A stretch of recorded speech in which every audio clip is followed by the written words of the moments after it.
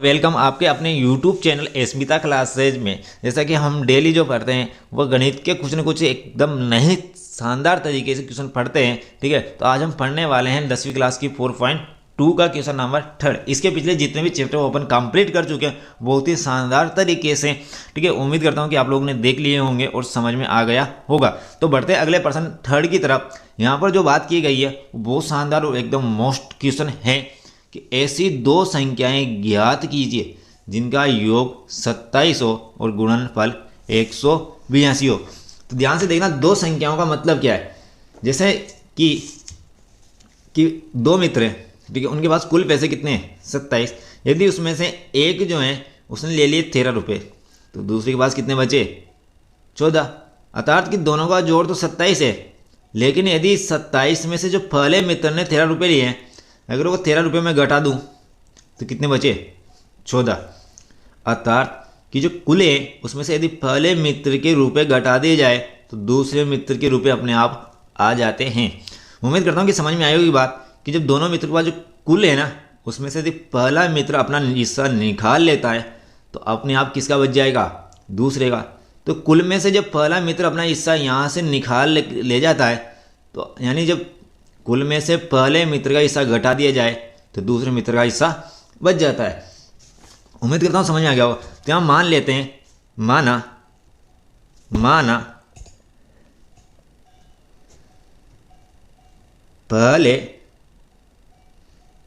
पहली संख्या जो है वो हो गई x। तो जो पहली संख्या योग होगी और संख्याओं का योग कितना है 27। जबकि संख्याओं का जो योग है वो संख्याओं का योग दिया हुआ है 27। तो दूसरी संख्या कितनी होगी। तो सर आपने अभी कहा है कि जो टोटल है उसमें से पहली संख्या को हटा दिया जाए यहाँ से, यानी कुल जो है 27, इसमें से यदि पहली संख्या को निकाल दिया जाए तो अपने आप कौन सी बच जाएगी, दूसरी संख्या बच जाएगी। तो जो टोटल 27 है उसमें से जो पहली संख्या x है उसको घटा दिया जाए तो दूसरी संख्या बच जाएगी 27 माइनस x। आगे चलिएगा, इसने कहा है कि और उनका गुणनफल कितना है 182। तो प्रश्नानुसार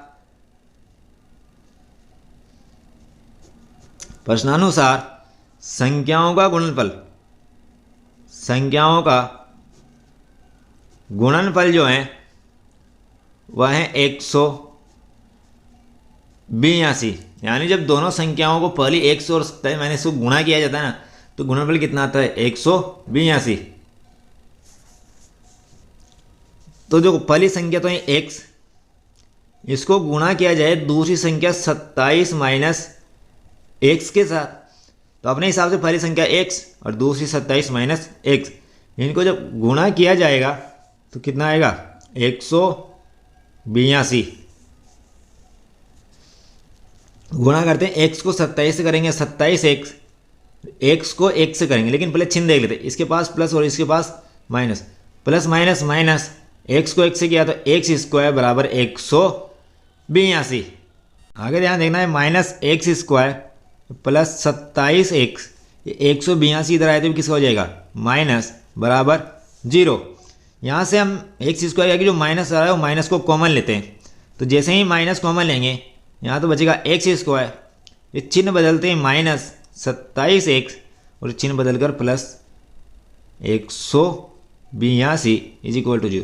ये माइनस जब बराबर की जाएगा तो ये शून्य में परिवर्तित हो जाएगा, शून्य के साथ गुणा होगा तो शून्य बन जाएगा।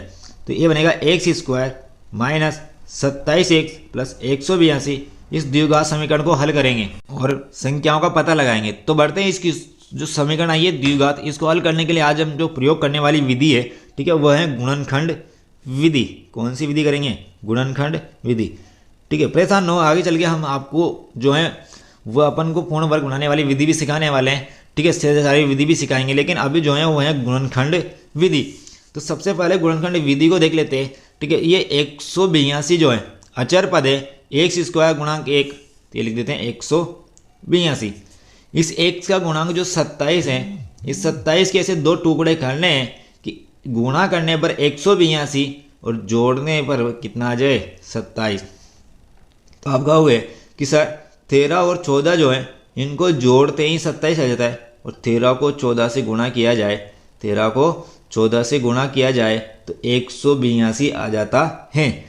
तो ध्यान से देखना, एक्स स्क्वायर का एक्स स्क्वायर माइनस इस 27 के स्थान पर प्रयोग करेंगे 13 plus 14 x plus 182 is equal to 0। आगे ध्यान से देखना, एक्स स्क्वायर माइनस को 13 से करेंगे तो -13 एक्स इसके साथ भी आएगा, माइनस को प्लस से करेंगे तो -14 एक्स प्लस 182 बराबर 0।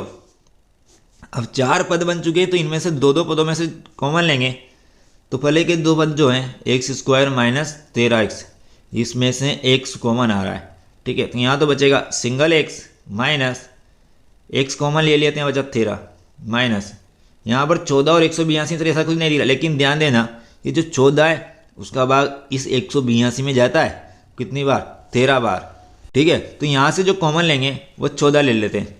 14 लेने के बाद यहाँ तो बचा x, माइनस कॉमन लिया तो प्लस चेंज होगा माइनस में, और 14 का भाग 182 में 13 बार जाता है बराबर 0। यहाँ से जब कॉमन लेने के बाद अपन को लगता है कि दोनों ब्रैकेट एक जैसे हैं, तो इन ब्रैकेट को क्या ले लेते हैं, यहाँ से कॉमन ले लेते हैं, अर्थात कि जो एक जैसे दिख रहा है ना उन्हें एक बार रख लियो, और बचा कुछ जो है ना वह अलग डिब्बा में पे कर दियो, ऐसे करके।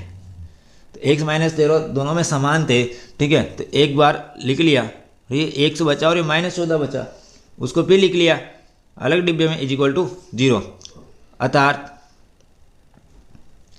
या तो x माइनस 13 को 0 के बराबर कर दो पहले ब्रैकेट को, या फिर जो दूसरा ब्रैकेट है यानी दूसरा जो गुणनखंड है उसको किसके बराबर कर दो, 0 के बराबर कर देते हैं, ठीक है। तो देखते हैं आगे, ये जो 13 है जब पीछे जाएगा तो किसका हो जाएगा, बराबर के बाद प्लस का। इसी प्रकार ये 14 जो पीछे जाती किसका हो जाएगा, प्लस का, ठीक है। तो ध्यान देखना कि यदि पहली संख्या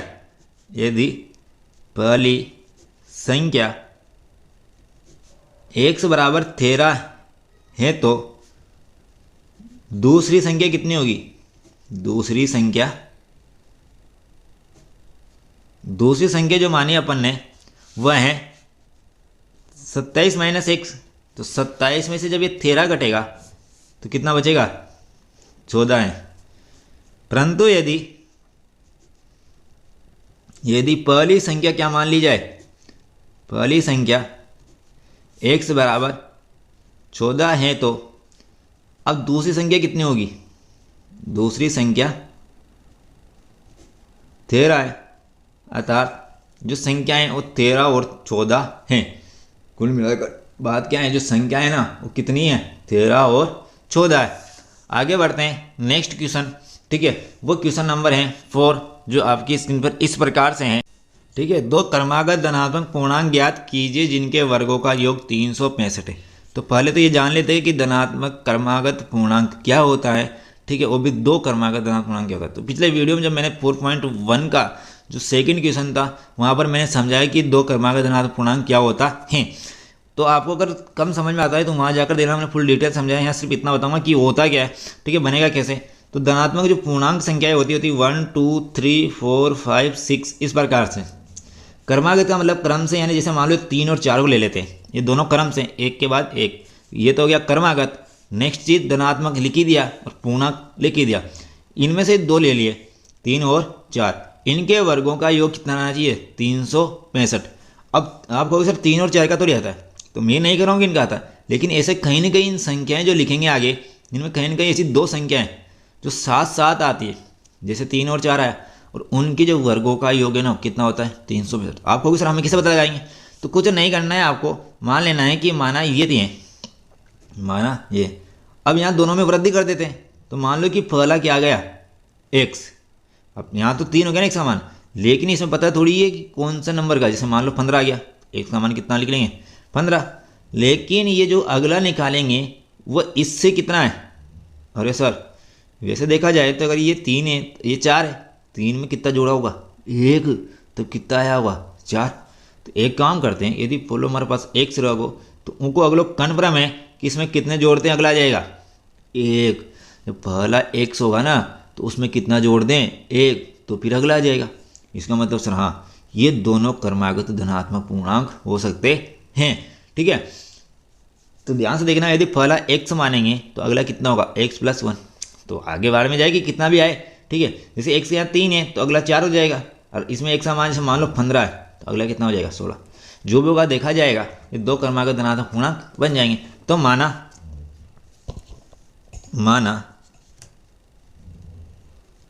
पहला धनात्मक पूर्णांक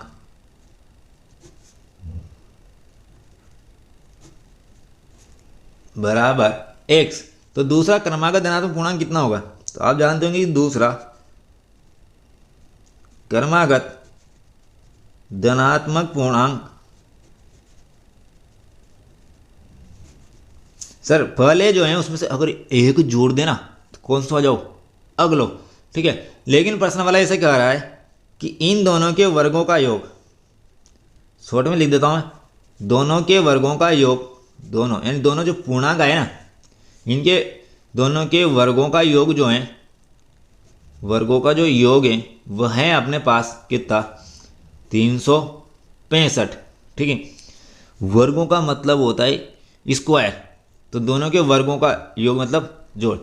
तो पहले का जो वर्ग है होगा x², पहले का वर्ग हो गया x², योग करना है अर्थात प्लस, दोनों का वर्गों का योग करना है ना, तो पहले का वर्ग लिया, दूसरे का जो वर्ग होगा x + 1 का स्क्वायर, पहले का वर्ग प्लस दूसरे का वर्ग, तो दोनों का वर्ग जोड़ने पर कितना आना चाहिए, 365।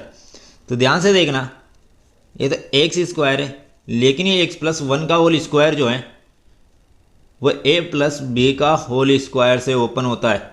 ये हो तो पहला को स्क्वायर प्लस पांचवा वाला को स्क्वायर प्लस ये दोनों 200 गुणा, क्या समझ में आया कि आगे वाला को स्क्वायर, पांचवा वाला को स्क्वायर और दोनों किससे गुणा, 200 गुणा।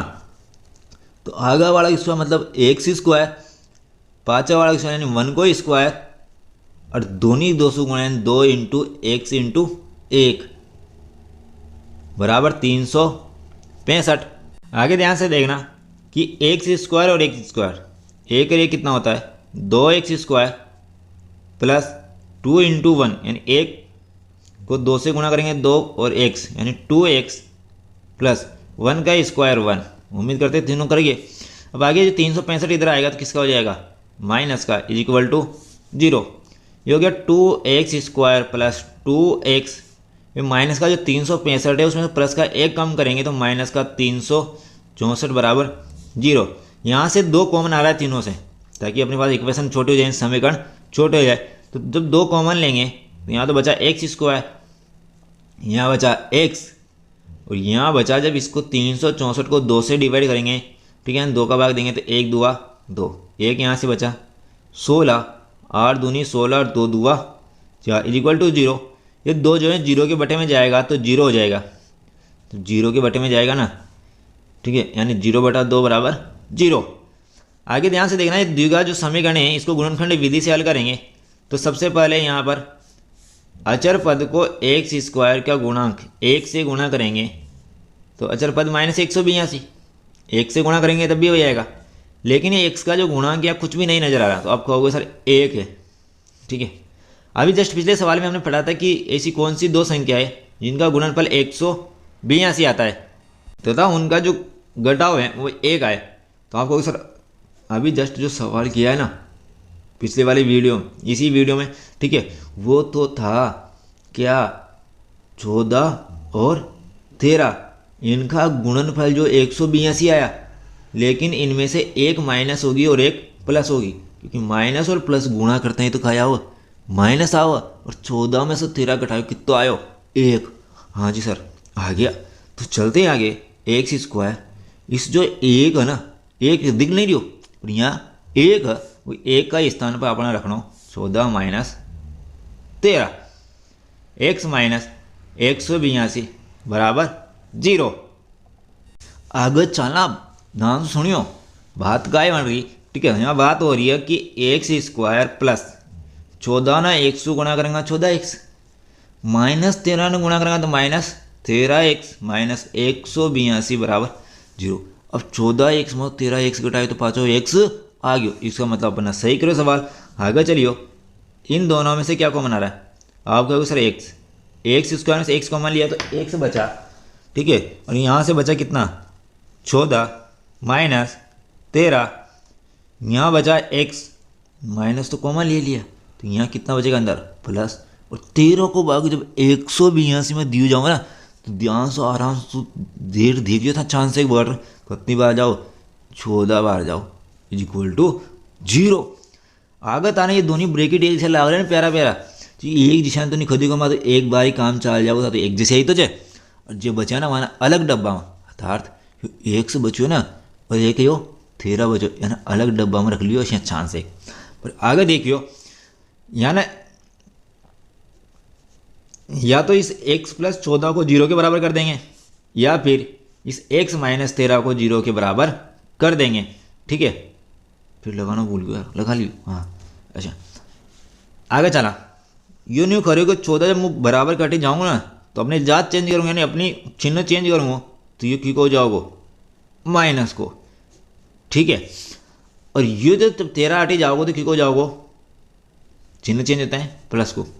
देखो बेटा अपन ये धनात्मक पूर्णांक माना था, धनात्मक पूर्णांक मतलब प्लस वाली संख्या है, प्लस के पूर्णांक, ठीक है। लेकिन क्यों आयो माइनस को, ठीक है। तो यह संभव नहीं है, क्यों? क्योंकि ये क्या नहीं है? धनात्मक पूर्णांक नहीं है।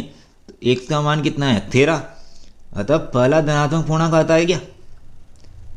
पहला धनात्मक पूर्णांक पता चला? फिर तुला कितना आया? 13। कितना आया? 13। जब सर 13 आया तो दूसरा कितना होगा तो जान लेते हैं। तो दूसरा धनात्मक पूर्णांक सर पहले में कितना जोड़ दिया जाए? 1 जोड़ दिया जाए तो क्या आ जाता है? दूसरा धनात्मक पूर्णांक आ जाता है, वो कितना होगा? 14। यदि वीडियो पसंद आए तो लाइक करना और एक प्यारा सा कमेंट करना ताकि आपको इसी प्रकार के नए नए तरीके से सवाल आपको प्रोवाइड करा दिया जाए ताकि आपको आसानी से समझ में आ जाए, ठीक है। चलते हैं नेक्स्ट वीडियो में, मिलते हैं इसी जोश और जुनून के साथ।